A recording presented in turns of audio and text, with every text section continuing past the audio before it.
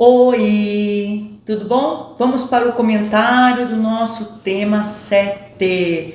E o curso vai passando rápido, né, gente? Assim que é mesmo. Acabaram de fazer um simulado, todo mundo aí, né, tenso para receber a nota do simulado número 1, ou já receberam e estão vendo que precisam melhorar alguns aspectos. Vamos nessa, pessoal. Foco, força, fé. Juntos até passar, tá? Até passar, até a gente não tá nosso nome lá na lista de aprovados, vamos ficar juntos nesse caminho. Bom, o tema de hoje para mim é um tema assim muito importante. Sabe aquele tema do coração? Você adora colocar na apostila, adora trabalhar com os alunos? Assim que eu me sinto em relação a essa temática.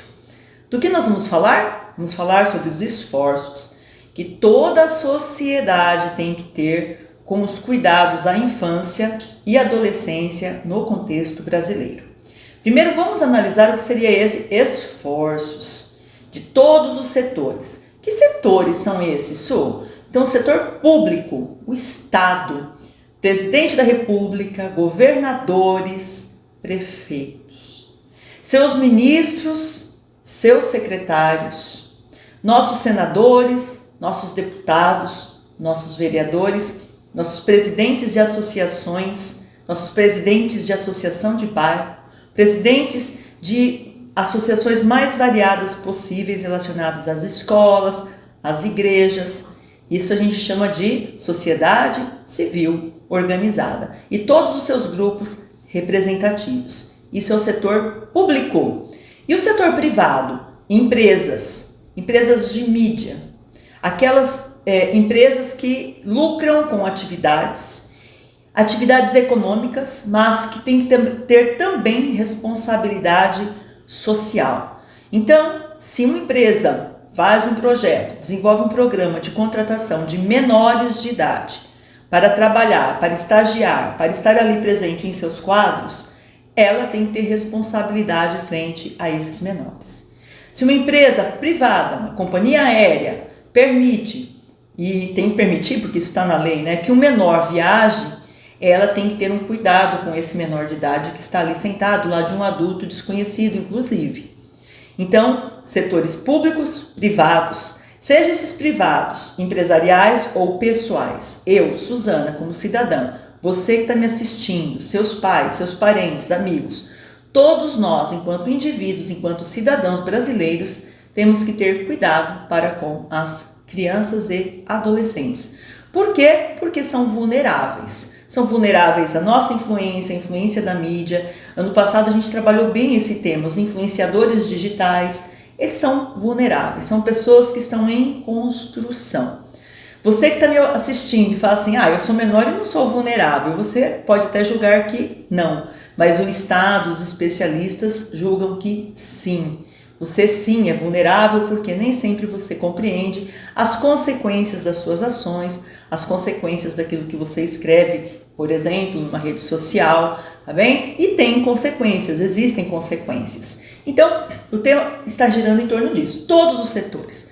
Quais são os esforços que já existem, mas na defesa de tese, quais deveriam existir? Porque isso que é defender a tese. Não é dizer o que já existe, é dizer aquilo que deveria acontecer, aquilo que deveria ser, aquilo que deveria existir. Então, quais esforços deveriam existir ou quais esforços devem se intensificar dos que já existem a fim de proteger crianças e adolescentes? Mas, Su, proteger do quê?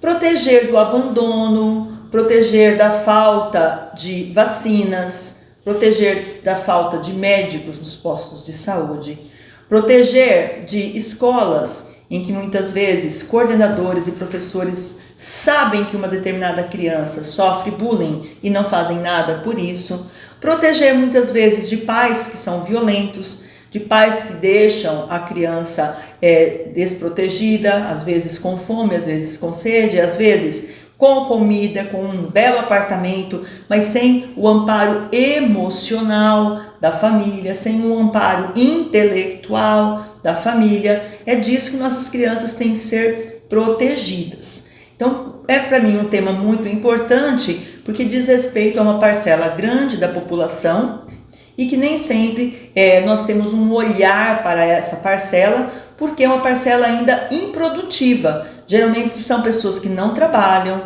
ou se trabalham, desempenham ali uma função como um estágio, como um programa realmente de menor aprendiz, alguma coisa assim, né? Então, quando elas se colocam nessa posição de fragilidade, merecem sim o nosso olhar mais atento.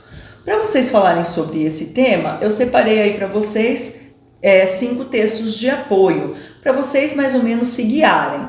Então, o texto número 1, ele vem falar do Estatuto da Criança e do Adolescente, vem tratar do artigo 244b, que fala da corrupção de menores, o que seria corromper menores, qual é a pena que se aplica ao adulto que corrompe menores. É um ato infracional que está aí na prática, quando a gente vê muitas vezes crianças sendo aliciadas para o crime, para o tráfico de drogas, para trabalhar em semáforos pedindo esmolas. Então isso se chama aliciar. Quando um adulto se beneficia de algo indigno que aquela criança é levada a fazer, isso é chamado de aliciamento, tá bom?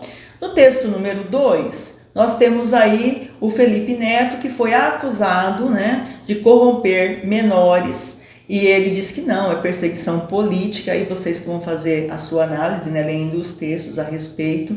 Por quê? Porque durante muito tempo ele divulgou material impróprio para crianças, levando muitas vezes as crianças a práticas consumistas ou a adotar um discurso desrespeitoso. Então, todo adulto que leva a criança a isso tem que ser enquadrado, tem que ser, e é enquadrado, né, desde que haja uma denúncia, desde que haja fatos concretos, né, esse adulto tem que ser representado frente à justiça para que ele possa se corrigir. Então, temos aí essa situação. No texto 3, nós temos aí o dia 18 de maio como dia de combate ao abuso e à exploração sexual contra crianças e adolescentes. Temos até a indicação do Disque 100, que você pode sim mencionar na sua redação. Lembre, você não pode copiar os textos, mas mencionar alguma informação e trazendo outras, pode sim mencionar esse Disque 100, que é um canal de denúncia, e muitas denúncias são feitas realmente ali. Há pouco tempo nós tivemos aí um escândalo, né, de uma criança que era criada dentro de um tambor. Foi por uma denúncia que a polícia chegou até essa situação e pais e madrasta, né, foram aí indiciados por maus tratos à criança. Então esse canal é muito importante e você pode sim mencioná-lo na sua redação, dizendo que ele tem que ser mais divulgado, né, pregando que haja uma maior divulgação desses mecanismos de denúncia, claro. Depois nós temos ali o desenho de uma criança carregando, empurrando um carrinho, lembrando que muitas trabalham em lixões, muitas trabalham nesses subempregos que ninguém quer para si. E muitas vezes a condição de pobreza, de fome, o desejo de auxiliar a família acaba empurrando essas crianças para esses contextos, o que é algo muito triste. E sim, devemos ter o empenho de todos os setores da sociedade para inibir esse tipo de prática. Bom, o texto número 5, ele vem falar sobre as crianças que estão a serviço do tráfico de drogas. Vamos fazer uma reflexão. Muitos falam assim, olha, tinha que diminuir a idade penal aqui no Brasil, passar de 18 para 16 anos. Nós temos que lembrar que todas as práticas criminosas de aliciamento, elas acabariam também diminuindo, né, a idade da criança que seria aliciada, que seria levada para esse crime. Então, às vezes, nossas confortáveis casas, bem alimentados, ar-condicionado ligado na frente de nossas televisões ou de nossos celulares nas redes sociais, nós fazemos julgamentos muito rápidos, né, sobre as famílias, quantas famílias e as crianças que se envolvem nesse tipo de emprego. É melhor a gente estudar mais, perceber mais ou individualizar. Às vezes tem um sujeito ali que tem todas as condições de vida e ainda assim pratica crimes, mas fazer com que todo um país passe por uma reformulação e diminua a maioridade penal, será que não seria um certo exagero? Pense sobre isso, vamos debater em sala de aula, tá bom? Um tema super legal para vocês, super sério também. Tratem esse tema com seriedade. Não que os outros não sejam sérios, mas esse aqui mexe com a vida de menores, de crianças. que sofrem e não deveriam sofrer. Criança é para se divertir, é para estudar bem, né? É para construir uma base de um futuro bom, isso sim, não para trabalhar, não para trabalhar como escrava, não para ser explorada sexualmente, não para ser aliciada pelo tráfico ou mal influenciada por quem só lucra com isso. Tá bem? Uma boa redação para vocês. E não se esqueçam de fazer a pesquisa temática. Ela vai tratar sobre obesidade infantil. Sim, muita criança obesa por aí. Os pais às vezes não têm aquele cuidado de fazer um bom planejamento nutricional, deixa a criança comer tudo o que quer e nem sempre é uma alface com tomate na hora do almoço, mas um lanche de fast food, não é verdade? Ou produtos industrializados. Então você pode fazer lá a sua pesquisa, dizendo qual tese você defenderia, tá bem? Mostrando quais agentes interventivos você usaria. Escreve a sua redação sobre os cuidados com a infância. E sobre obesidade infantil, faça a sua pesquisa temática. Um grande abraço. Tchau!